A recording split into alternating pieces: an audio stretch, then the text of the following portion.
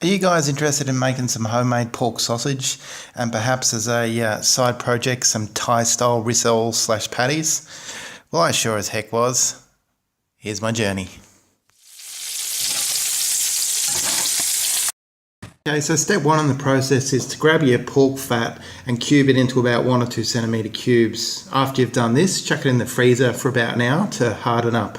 Grab it out and then start feeding it into your grinder, as you can see here. Now what's going to happen is once you've finished grinding up your fat, there's going to be a little bit of fat left in the grinder. So that's where the potatoes come in. Chuck those through to clear out the rest of the fat out of the grinder, and it doesn't really matter if a little bit of the potato mixes in with the fat because that'll all taste good with the sausage. So here's all our ingredients ready to be mixed together, and you'll be able to see the full list of ingredients in the video description. Okay, so now it's time to mix all our delicious ingredients. So in the bowl we've got 600 grams of minced pork and 250 grams of our fat that we ground up earlier. Now I'm going in there with the Parmesan cheese. The next ingredient is some Thai basil, some dry Thai basil from our garden. So that's nice and yum. Okay, the next thing that we've done, I've got 1 spring onion that I've diced up there, and we're going to chuck that in with our ingredients. Scrape it all out. The next thing is, I think we've got about 6 Kalamata olives there that we've, again, everything's finely diced. Chuck that in with the mix. And the next one is some red capsicum. And then last but not least are our dry herbs. So in with that, we've got some salt, we've got some sweet paprika, we've got some ground coriander, we've got some garlic powder, we've got some white pepper, and we've got some dry chilli. Yep, so the next thing is let's go and mix this concoction together. Yeah, so the great thing about this recipe, I find, is it gives you a really awesome workout. You've got a lot of grinding, you've got a lot of mixing, and during that time you get some beautiful smells as well, and your end result is super, super rustic looking and really old school, and it looks delicious. So go ahead and load your bespoke mix into the sausage stuffer ready for stuffing. Now you can see here it's only almost half full. What this is, it's a new recipe that I'm trying. So if I had a tried and true recipe, then I would have filled it up to the max. But I potentially don't want to be left with 3 kilos or a couple of kilos worth of shite sausage.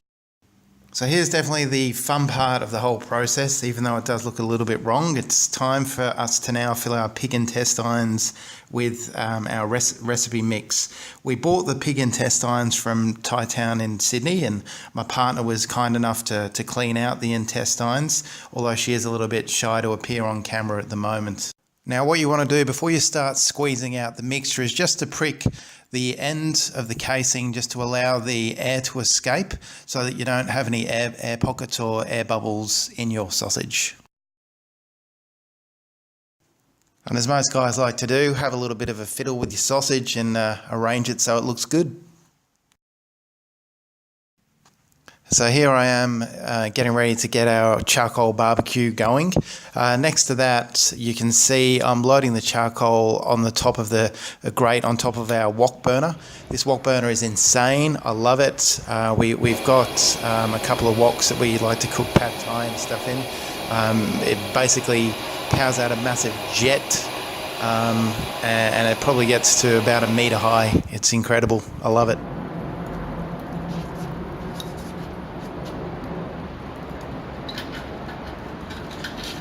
So what you're going to want to do now is just wait for your coals to turn white so you know they're ready to cook, and then we can get on with it.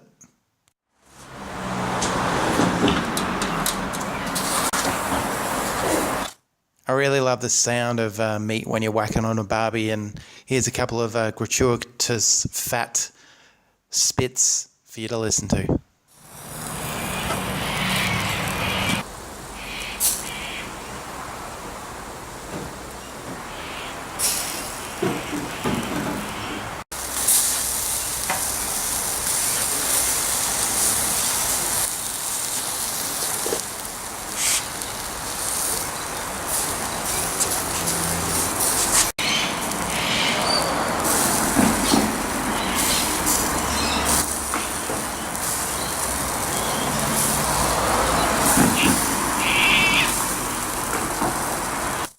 I think she's done. We can take her off the barbie now, chop her up and just have a quick taste, and then we can move on to our side project of our Thai rissoles.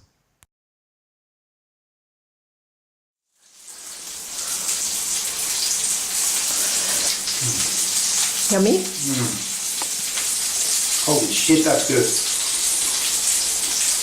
That's juicy.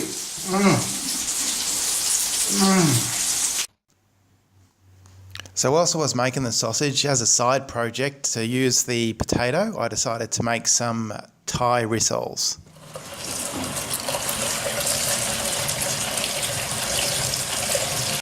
After grinding the potato, what I've done here is just chucked on a little bit of salt to extract as much moisture as possible.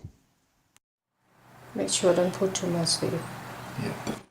The next thing, of course, is just to get stuck in there, get your hands dirty, squeeze out all that moisture, and chuck it in with the rest of the mix.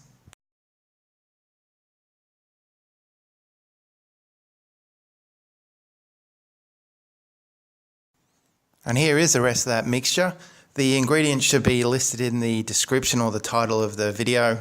And let me just say at this stage, I reckon both of these recipes would be perfect to get your kids to help with. They're going to love getting their hands dirty. Yeah, have a bit of fun. So what I did here was grab out a baking tray. I then ripped off some baking paper and lightly sprinkled it with flour, and then I've used one of those egg frying devices, which I've got no idea what the technical guide is, but I've used those for the mixture to fill in so I could make these nice little round patties.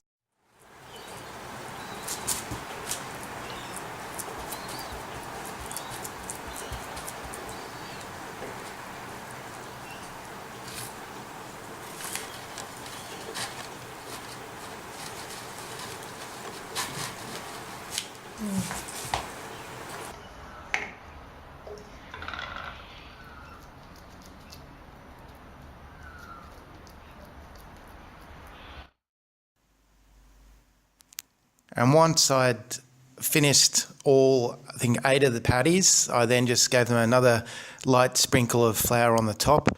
My wife was asking me why I did that. I'm not 100% sure. I've just seen other people do it, and I think it actually just helps give a better crust when we fry it.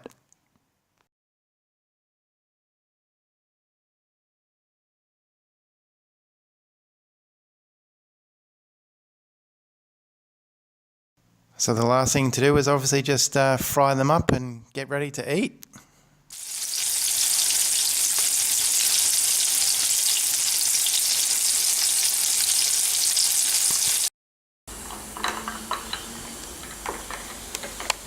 Alright, let's give this a crack.